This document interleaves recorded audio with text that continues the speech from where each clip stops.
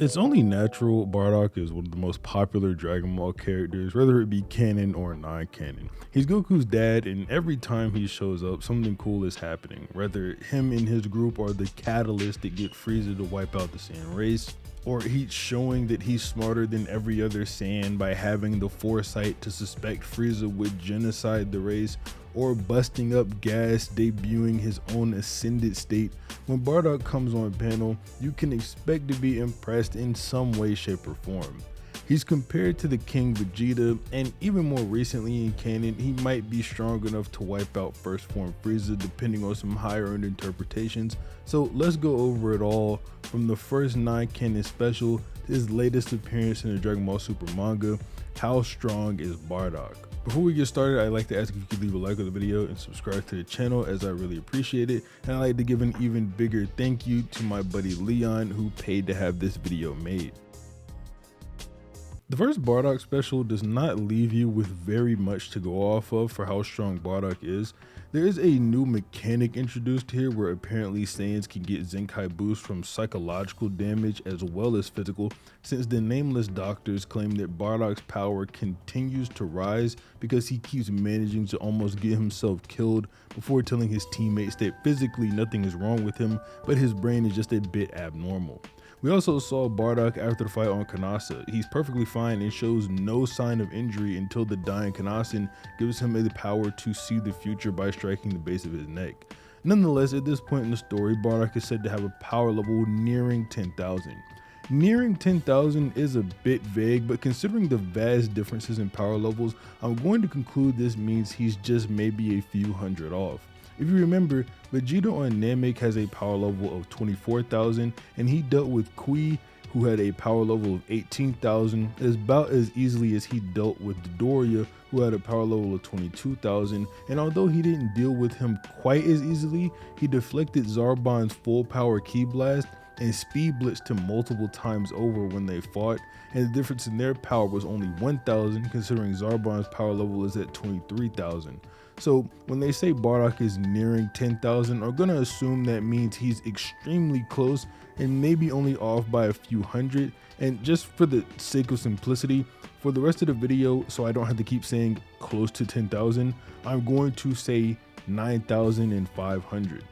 Regardless, this makes Bardock stronger than Goku after King Kai's training in base, to the point he would likely one-shot Goku with a full power Ki Blast, but if Goku used Kaioken, he would easily deal with him. It also means he would beat Nappa at full power, who Goku claimed it would take a while to defeat, and it most certainly makes him much stronger than the enraged Nappa, who Goku was clowning by standing on his head and launching him around the battlefield. This could potentially make Bardock stronger than King Vegeta as well. The statement that Bardock is only approaching King Vegeta is a dub-only statement and not meant to be taken seriously because of that. In the original sub, they only say his power level is nearing 10,000. I'll admit this is a bit weird because if Bardock was nearing King Vegeta or even stronger, then you'd kinda expect these guys to mention it, especially since they're talking about his power level. But I guess they don't really compare him to anyone at all, because a battle power of 9,500 would make him stronger than most Saiyans in the series at this point in time. Him being stronger than Nappa already puts him double the level of an elite Saiyan, since Nappa is stated to have a power level of 4,000. Moving on, the argument for him having a higher power level than King Vegeta comes from something Jace mentions, which is that he's never heard of a Saiyan with a battle power of 60,000. That being said, this could probably include their great ape transformations as well. Nappa is an elite Saiyan, and his ape transformation should have been clocked at 40,000 considering the 10 times boost. And if King Vegeta was around a 5,000 or even up to a 5,900, his ape form would put him just nearing 60,000, but still not quite there, while still making him stronger enough than Nappa to the point he could one-shot him, and Nappa is the only other elite Saiyan we know about. King Vegeta being in the 5,000s as a power level isn't too inconsistent either. We know he isn't as strong as Saiyan Saga Vegeta because Vegeta mentions he surpassed his dad when he was just a little kid. It's also not too clear how often Vegeta's power is monitored by Frieza and his people. Vegeta has a power level of 18,000 and is closer to 24,000 when using his Gallic gun, considering he's matched with Goku, who uses a triple Kaioken Kamehameha.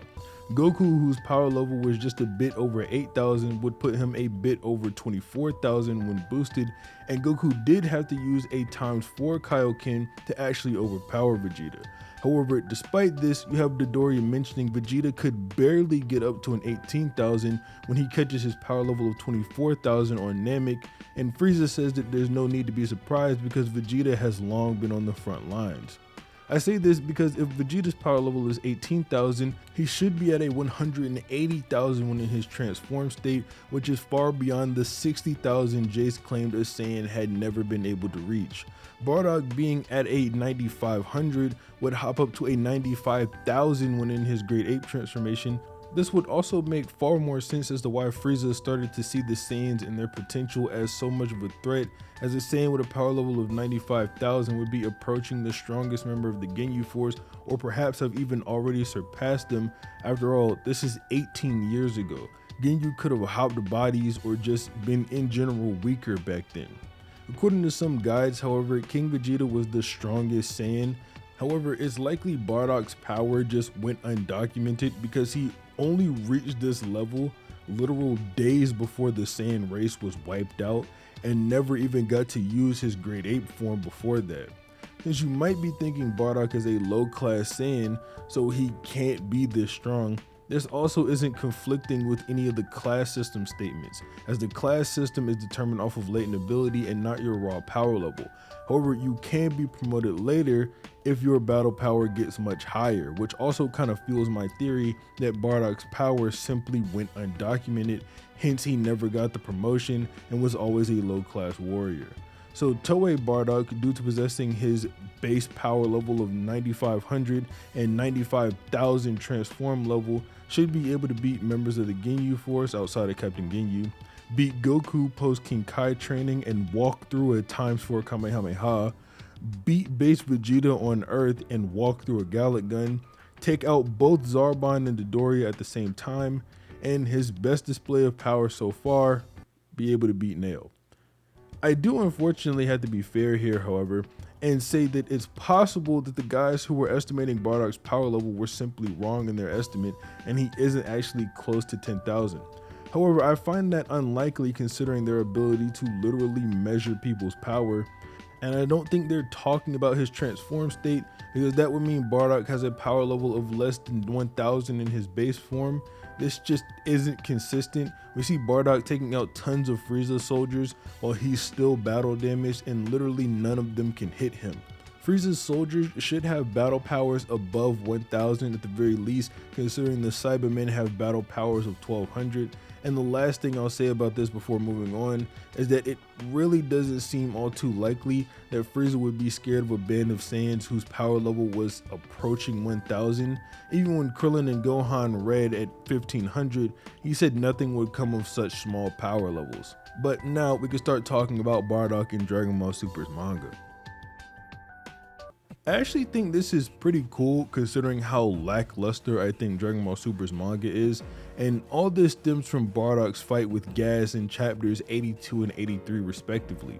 There's not a lot here in terms of the fight, but the levels Bardock pushes himself to get pretty crazy with some generous interpretations, but kinda no matter how you slice it, it does appear that Bardock unlocked a new transformation in this fight.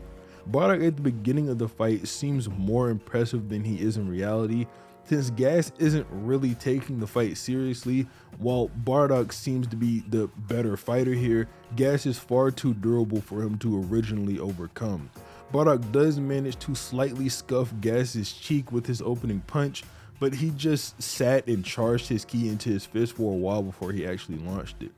Regardless, this prompts Gas to say Bardock is a powerful fighter, and beyond that, he isn't a low-class grunt. Bardock continues to press Gas, who launches a giant ki ball at him, but it just gets deflected after Bardock once again charges ki into his hand. It seems like a Bardock special, something he does specifically in combat, which is probably intentional on Toyotaro's part, considering this part of the manga is supposed to show how Goku taps into his own personal Ultra Instinct.